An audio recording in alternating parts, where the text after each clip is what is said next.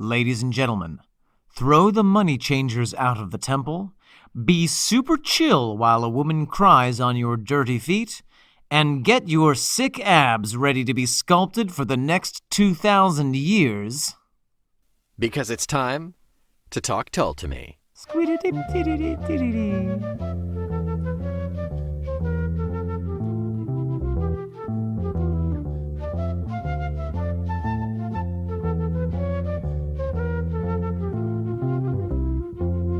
Ladies and gentlemen, welcome to Talk Tull to Me. I am Nick McGill. And I am Omen Sade.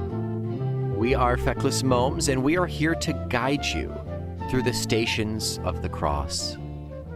When Jesus was whipped, and he had dinner with his buddies. When he was under wraps. When he was under wraps. When he was a steel monkey. When he owned a farm on the freeway. When he was a catfish rising.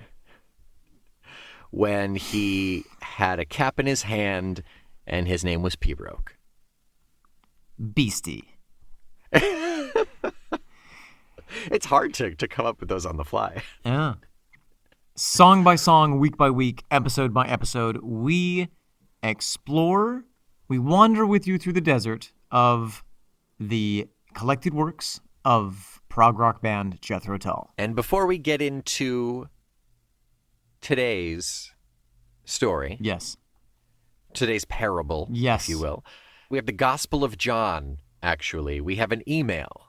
An email. Email it to me.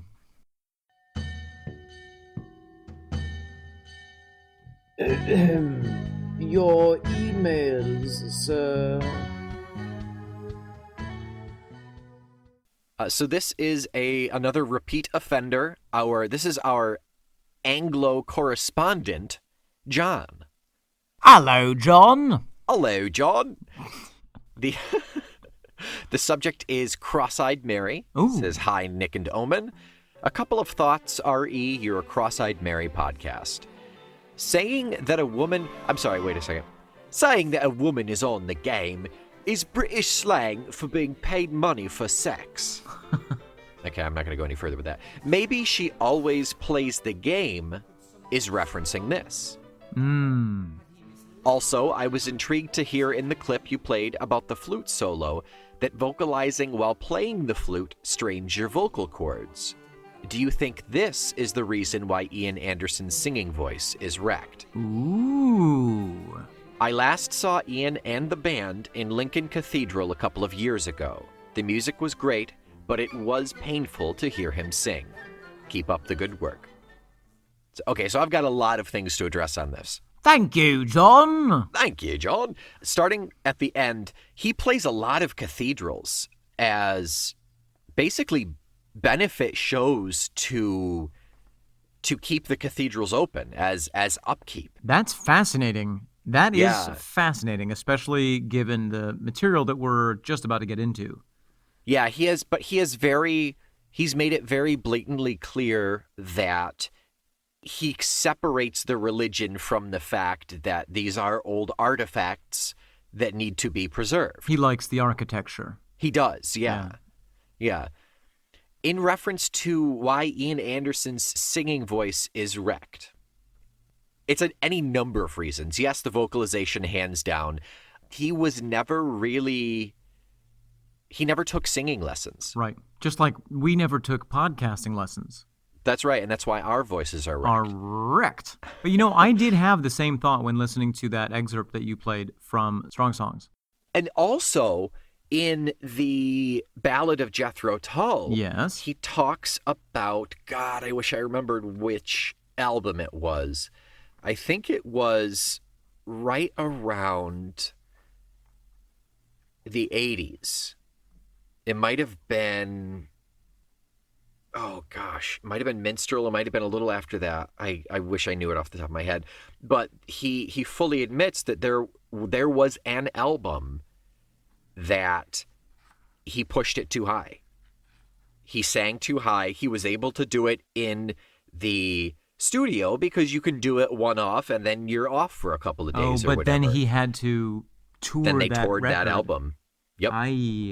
Yeah, to the point where they needed to cancel a couple of shows and take some time off, and then rewrite the shows to not sing most of that album. Wow. Well, and knowing what we know about Mr. Anderson, think how loath he would be to take off a single performance, let alone a slew of them.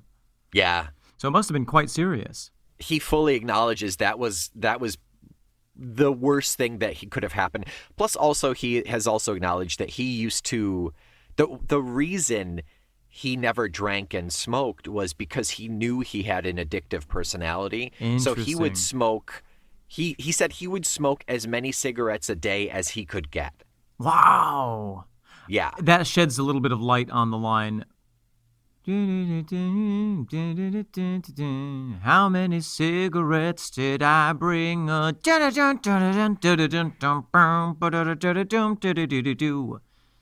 was addicted. What song is that from, Omen? Cry You a Song. Hey, there you go. Good. Yeah, so I think it was a number of different factors. Yeah. To be honest. Ian Anderson of Jethro Tull is not the only singer who has had this kind of struggle. I mean, there are Oh, sure. plenty of singers who've had surgery on their vocal cords. Adele famously got nodes on her vocal cords that she had to have removed. Yeah. And she wasn't touring for 50 years. She was not touring for 50 years. Very few people are. Yeah. I was talking to my older brother, Matt, who you can hear on our other Feckless Moments podcast, Random Encounters. Nice plug. He listens to a lot of classic rock and stuff, and he goes to see Alice Cooper regularly. He's seen Kiss. He's seen Aerosmith. He's seen all of these old ones. And he says 90% of the time they sing low. They kick it down the octave. They sing different than they used to. And it just makes sense. Yeah, and Tull is no different. And Tull is no different. And they, particularly at that time when you're a 20-something-year-old hothead, you're just gonna do it and do the best that you can without thinking about 50 years down the road, let alone the rest of your life, because who knows how long. Well, and you just may not have the awareness of what's good for your voice and what isn't. Sure. So, if there are any singers listening to our podcast, take care of your vocal health, work with a vocal coach, and don't blow it out. It's an investment. Absolutely. Nick, what else did you have to say about John's email? Going back to his comment on Cross-Eyed Mary. Yes. I'll pull that out again. Saying that a woman is, quote, on the game is British slang for being paid money for sex. So maybe, quote, she always plays the game, unquote, is referencing that. I reckon it is. That sounds spot on to me. Ding, ding, ding, ding. Thank you, John. We will send you a Christmas ham in the mail. In the email. It'll be an emailed Christmas ham. It'll be an e-ham. An e-ham. Well, Nick, before we get on to our game, I have a little something to bring to the table as well. What? Is this an addendum or is this just a note from Mary? Mary has brought us, by way of the technology systems around us, Talk Tull to Me's very first tweet. Oh, that's right. Mary let us know that we got a tweet. Tweet, tweet, tweet, tweet. See you in the morning. At 77 Alan B77 tweets, at Omen Sade, hey Omen, I just discovered your hashtag Talk Tull to Me podcast. Smiley face emoji with the two hands. Been thinking for ages there should be a Tull podcast, and I've found you. I'm trying to quickly catch up. I'm with you now on stand-up. I first got into Tull in the mid-'80s with Under Wraps. Keep up the good work. Ooh. Rock and roll hand symbol emoji, clapping emoji. And Mr. 77 Alan B77 is from Paisley, Scotland. Hey, awesome. Very cool. Well, we thank you very much for your tweet. Absolutely. And I hope that you enjoyed. So I tweeted back and asked what his favorite song was, and he said Wondering Aloud. So I hope you enjoyed our episode a couple weeks ago on Wondering Aloud. Yeah. Yeah. Very cool. Now, while Talk Tull to Me does not have its own official Twitter handle, you can tweet me at Omensade. That's at OMENSADE. That's right. And just You use certainly can. hashtag Talk Tull to Me in your tweet. Please do. Please do. And I just want to say it's pretty amazing that he got in with Under Wraps and stuck with Tull. Under Wraps isn't the worst by any stretch of the imagination, but it's up there. I think we can debate that in three right. years' time when we get there. All right, yeah, hold on. Let me see. When do we have Under Wraps? It is... We can have this discussion starting in July of 2022. I will be biting my tongue until then. Well, Nick. All right. I think that's it for our little housekeeping. So, yes. Without any further ado, what are we listening to today, Nick? Let's jump in feet first to hymn 43. Let's have a listen. Listen away. A Father high in heaven, smile down upon your son. Yeah, was busy with his money gains, his women and his guns. Lord Jesus, save me. Oh. Okay. Wow. Before we get into anything, Yeah. I want to talk some details on this song. Go for it. This hit 91 on the Billboard Hot 100. That's right. In Britain. No, in the USA. In the USA. Yeah, yeah. It was a single, the B-side of which was Mother Goose. Huh. Released March 19th, 1971. To quote from Ian Anderson describing this song, quote, "A blues for Jesus about the gory glory seekers who use his name as an excuse for a lot of unsavory things." Quote, in the quote, he says, "Hey, Dad, it's not my fault. The missionaries lied." Right. Yeah. And we've got the standard personnel, Ian on vocals and flute, Clive on drums, Martin on electric guitar, Jeffrey Hammond on bass guitar, John Evan on piano, organ, and mellotron. Mellotron. That's details. Omen, music or lyric first? What do you want to get into? Let's do music. Yeah. This song, Super peppy. so good. The guitar in this one, so good. I can imagine if this came on the radio, not hearing a single word of it and just being like, yeah. Oh, yeah. It's Wednesday, my dudes. It feels very, very praise-filled hymn. It's got an energy. It's got a crazy, like driving energy to it that I just really, really like. Well, and in the delivery of it as well, there's a certain... We've been talking a lot about Ian's vocal production recently, but there's a quality of vocal fry in his singing of this song, especially when he gets to some of the higher passages. But it sounds so cool. Oh, it works. Because there's an abandon there. Yeah, he's really ripping it. He is moved. He's moved by the spirit of this song. You know what's funny? It's almost like they've come full circle back to some of their blues with this song, like the style of it. Sure. The riffs, the singing style. It has that feeling, but now it's so much more mature and so much more adroit. Is that a word? Adroit? Adroit. Yeah. Detroit. It's so much more Detroit than the previous albums. Way more Detroit. So much more. I love in between the verses, there's that, it's like 4 separate little pieces that end in either a flute or a guitar. Are you referring to? Yeah, that he's got the hand on there to mute it. He mutes the strings. Yeah. Those parts are so cool.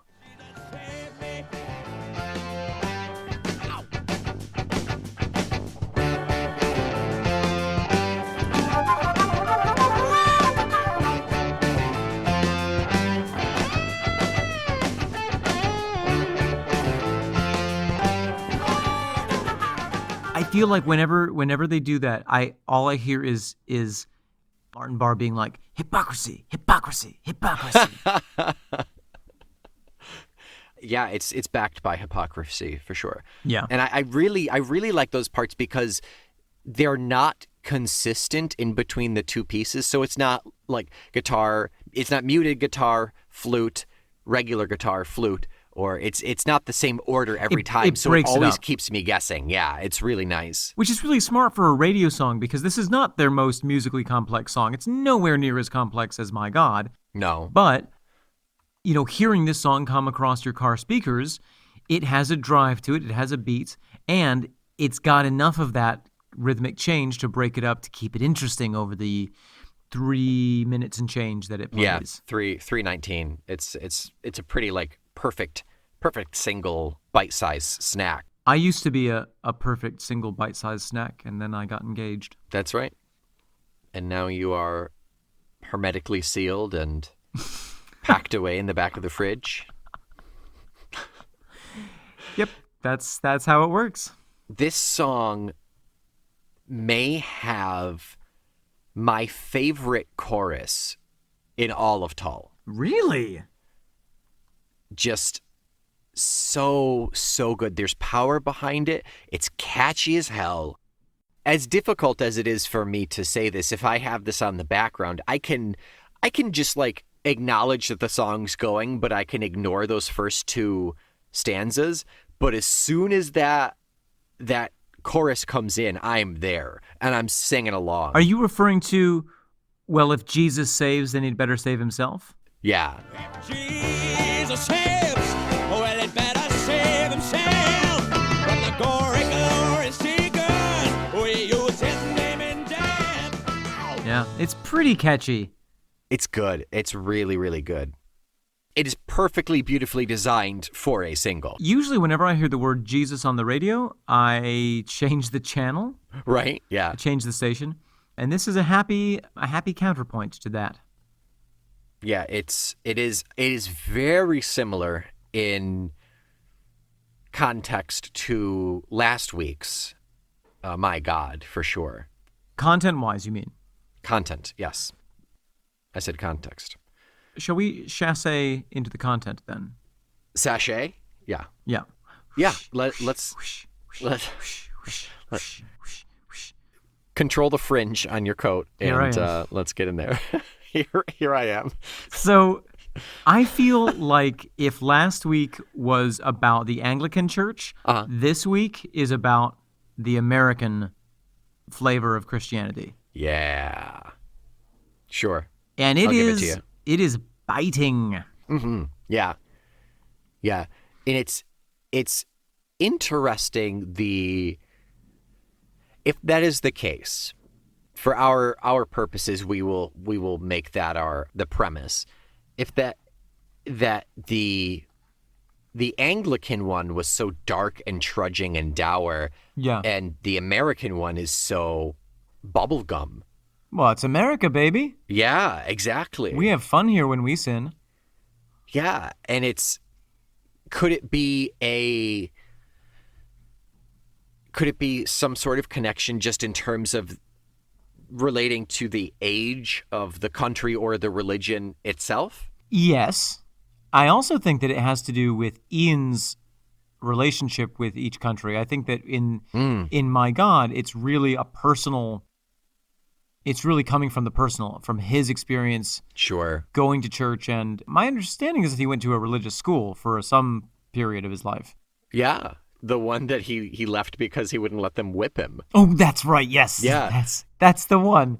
He was like, I can't let you do that. And the headmaster was like, well, when you're ready to come back and receive your punishment, you're ready to come back and be whipped. And he was like, I'm All good. Right. Jog on. I'll go start a rock band. Yeah, right. Yeah. He's an observer in America. Mm-hmm. So he can make biting criticism in a non-personal way, in a more casual way. Yeah, and it's not so layered. It's not so textured. It's more of a facade response than anything. It's direct. Yeah. I mean, I love the the line, and the unsung Western hero killed an Indian or three, and then he made his name in Hollywood to set the white man free. Oh, Jesus, save me. And the unsung Western hero, he killed an Indian or three, and then he made his name in Hollywood to set the white man free. Jesus, save Oof. me. It really, I mean, you know, when you think about the history of our country, Nick, Mm-hmm. it's hard. It's not great. It's hard to get past the part where we were like, oh, well, we should kill all these people to save them from their pagan religion. Aren't we great? Yeah. Well, for anyone with a modicum of intellect and human decency, it's difficult to get past that. And then the fact that culture, that kind of cowboy culture, became the basis, sort of the standard American model for masculinity, Oh, yeah. Machismo, yeah. is massively problematic and unfortunate.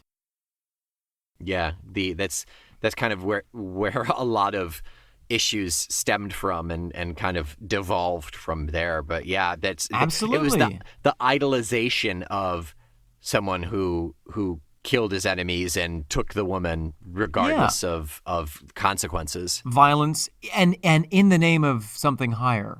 Sure. Yeah. Of course I gotta go shoot these people up because I've got God on my side. Yeah. Yikes. Yeah, this song is both a reference to that factual history and then made his name in Hollywood. It hits on both of those parts where Right. he was still a Western hero. He was still killing the Indian just Hero- on film, and Hero, he was quote unquote. yeah, he was worshipped for that. Absolutely. Yeah. Smile down upon your son who's busy with his money games, his women, and his gun. Would you like to hear a little anecdote from my hometown? Yes, absolutely. I love a little Mexico New York dish, please. Throw your mind back to the late 1990s in Mexico, New York, Mhm. and our local mini megachurch, the Lighthouse Church of God. This is an evangelical church. Where in town was that? Was that around when I was friends with you? It was right next to those three big crosses that had signs saying "Gay is not okay. We love you enough to tell you" on them. Oh my! I do not remember that. That must not have been the part of town when I went through. It was. It's like, no, you wouldn't have, because you would have gone out 104 and missed it. Yeah. Okay. So their leader, their evangelical leader, they were one of the bigger churches in town, so they collected quite a lot of money. Uh-huh. And it came out that there were some unusual expenses in the church budget, and a little bit of research was done, and it turned out that the head of the church, this preacher, had written several fairly substantial checks to people who turned out to be prostitutes. Hmm. And when confronted about this, he said, "Well, of course I gave them money. I had to recompense them for their time where they would otherwise be making money so that they could come to church."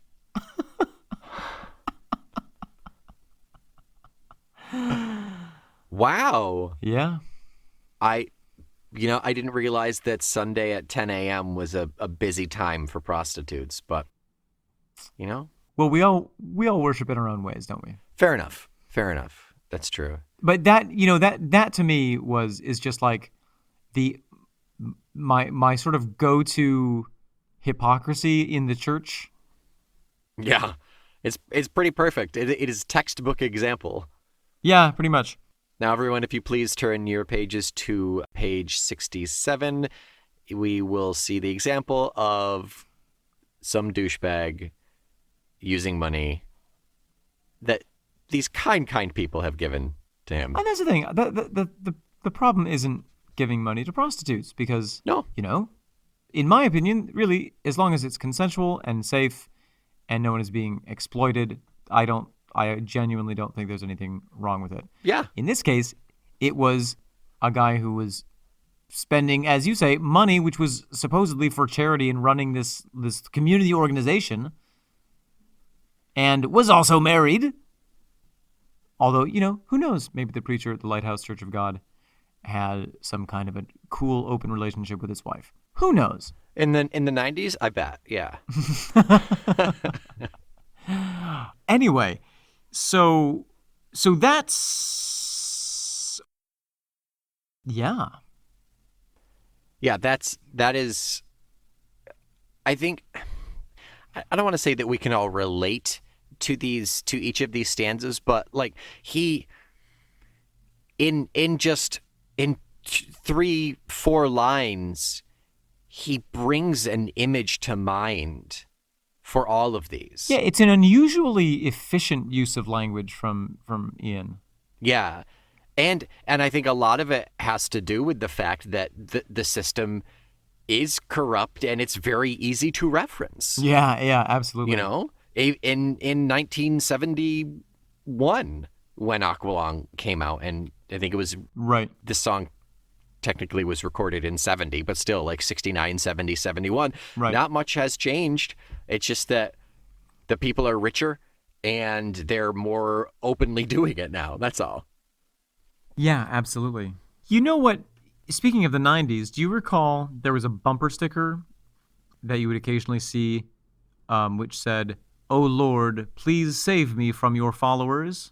Did you never see that? No, I've never seen that. No. It was kind of popular in the 90s, and it echoes, what various people throughout history have said, including Henry Thoreau, author of Walden.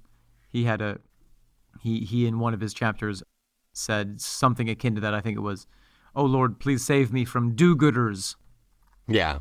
People inspired by Christian charity to come and do good at people. Yeah. There are a lot of ways to interpret religion and teachings, et cetera, et cetera. And I'm sure we've all seen any number of varieties. And this song, to get back to the actual topic, this song is really tying into that, is really touching that chorus. If Jesus saves, well, he'd better save himself from the gory glory seekers who use his name in death. Who use his name in death? Yeah. What is that sort of like? Do you feel like that's saying, in a way, like Jesus isn't around to defend himself? Yeah. Yeah, he is a scapegoat. Yeah. I'm doing this because Jesus. Or a justification. # because Jesus. Yeah. And in if the mind is twisted enough, it can validate its actions. Absolutely, it can justify anything. Yeah. Just look at the Spanish Inquisition. That's right. Or the witch burnings. Open your textbooks to page 80. Yeah, absolutely. The Crusades that we mentioned last week. Yeah. Yeah. Every one of them.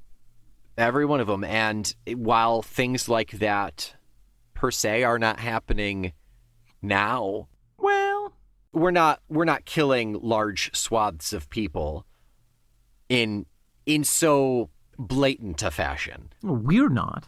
Yeah. You and I aren't. No, I only do that on Saturdays, and that's for charity. So. That's for charity. That's right. But yeah, I mean, you could label gory glory seekers. You could label a lot of people a gory glory seeker. Absolutely. I do think that there's kind of a very American manifest destiny flavor to that phrase. Sure. You know what sort of stands out for me about this song lyrically? What's that? Well, I saw him in the city and in the mountains of the moon. Just that one line. Really? Well, I saw him in the city and on the mountains of the moon. Yeah. Just because it's interesting. It's interesting because he's saying, here's what everyone's doing in Jesus' name. Mm-hmm. Here's all the bad things, and then it sort of changes tack. I saw him in the city and in the mountains of the moon. Like, I've seen Jesus, and he looked rough. Like, yeah. That's two parts to me. That's Jesus is everywhere. Right. Just like God is inside you and me from last week. Yep. And his cross was rather bloody. He could hardly Right. roll his stone. Right. His cross was rather bloody. Oh, and he could hardly roll his stone. And Jesus said, He went through a lot of crap, theoretically. He Yeah. went through a lot of crap for you to be able to do this, Ah. to be a gory glory seeker. Oh, that's funny. My interpretation was that his cross was rather bloody because it had been used to bludgeon people to death all over the world. Oh, that's even better. I think what you're saying actually makes more literal sense. What did he actually die for? Or from, yeah, he died. Yeah. His cross was bloody because he got nailed to it. Yeah, no, I mean, to me, it feels like it's a reminder. Yeah. Of it is the boiled down essence of your religion, and look at what's become of it. Yeah. I do really like yours though. Oh, thank you.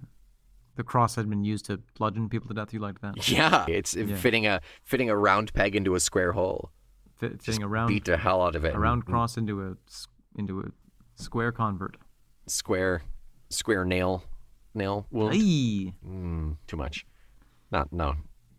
That was mild compared to the last 2 weeks. Anything else on this omen? I think it is half the length of last week's. It is a bit more bite size, but I mean I think it still covers a lot of the same stuff as last week. Yeah, but in like a fun way.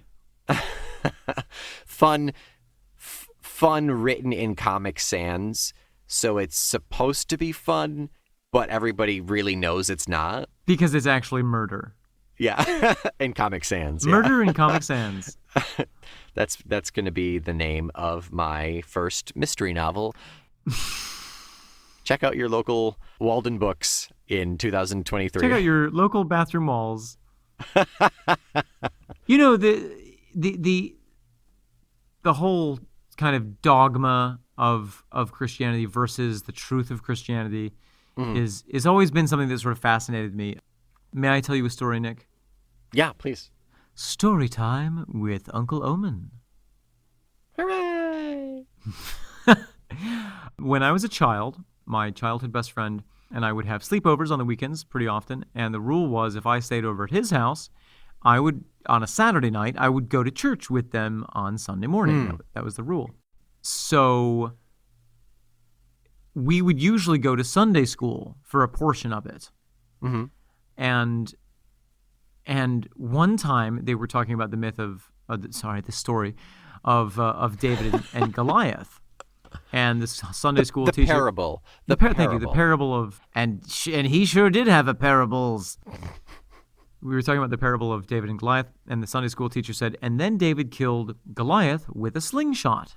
And I, a 7-year-old, said, no, he didn't.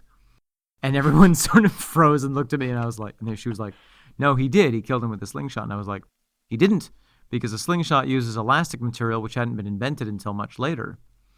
She sort of stared at me, and I was like, he used a sling. And she was like, well, what's a sling? And I was like, this is a sling, because of course I had one in my pocket. And I was henceforth invited to not come back to that Sunday school class. Disinvited. My invitation was revoked. Yep. I was RSV, please do not. It bears mentioning that you are the son of 2 scientists. Yes. 2 literal scientists. Yeah. So that type of debunking and examination. Well, the thing is, I was really into the story. I just wanted her to be talking about it with some sense of historical accuracy and not be including materials that couldn't possibly have been invented. You finished my sentence and proved my point. So thank you. Thank you.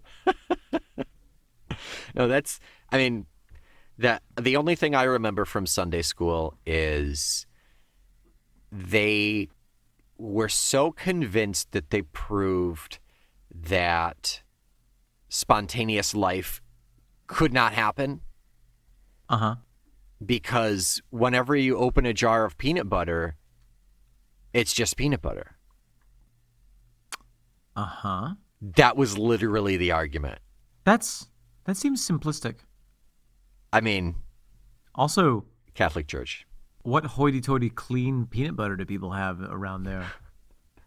Oh, Only the finest peanut butter in Wheat Sport. That's, If I don't find an ant in my peanut butter, I send it back.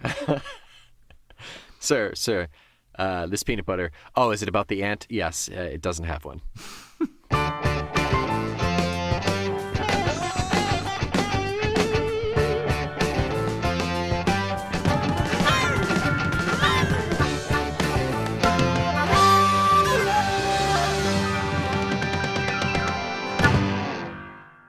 So, Nick, Omen. what are we going to be talking about next week? Next week is, I have to say, the song that I've been looking forward to the most on Aqualung. Really? Yep. And it's the final of our acoustics. It is Slipstream. Slipstream. It's a pretty little number in a pink chiffon dress. Until next week, please go to iTunes and give us 43 stars. Sing us a hymn. Of praise. Thank you. And we will show upon you our beneficence. We will shed our light of joy to your face and your ears. And podcastery. And podcastery. We only have one more slightly religious one coming up. Yes. It is definitely not as heavy as My God in Hymn 43, so if you are devoutly religious and this hearing our half hour long blaspheming has been upsetting to you, just wait a couple more songs and we'll be back to our standard secular content. yeah. Well, we got Slipstream and Locomotive Breath coming up first, so stick around for those. Yeah. Oh, you thought religion was bad. We're going to get to global warming and locomotive breath. Woo! Climate change, baby. Oh, What? It's all about climate change, yeah. Whoa. Let's not get ahead of ourselves. Tune in next week when we talk Slipstream to you. Until then, I'm Omen Sade. And I am Nick McGill. We are Feckless Momes. And this is Talk Tull to Me.